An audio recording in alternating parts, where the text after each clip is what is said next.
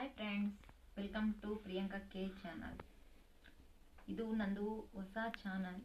Please ಎಲ್ಲರೂ support ಮಾಡಿ. ಏನಾರ ಮಿಸ್ಟೇಕ್ ಮಾಡಿದ್ರು ನಾನು ಕ್ಷಮಿಸಿ.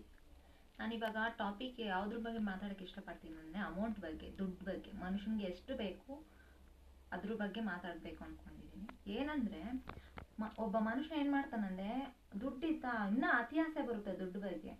ಅದನ್ನ ಏನು ಮಾಡ್ತಾನೆ ಹೇಳಿದ್ರೆ ಸತ್ತೋಗ್ಬಿಟ್ಟು ಆ ಮಣ್ಣಲ್ಲಿ ಹೋಗ್ತಂತಪ್ಪ, ದುಡ್ಡನ್ನ ತೊಗೊಂಡೋಗಲ್ಲ.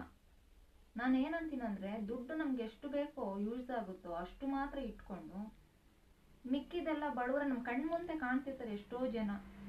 ಎಕ್ಸಾಂಪಲ್ ನಾನು ಸೇರಿಸಿ ಹೇಳ್ತಾ ಇದ್ದೀನಿ. ಅವರಿಗೆಲ್ಲ ನಾವು ಸ್ವಲ್ಪ ಸಪೋರ್ಟ್ ಮಾಡಿದ್ರೆ ನಾಳೆ ದಿವಸ ನಾವು ಸತ್ತೋದ್ರೂ ಹೆಸರಿರುತ್ತೆ, ಹೌದಲ್ವಾ?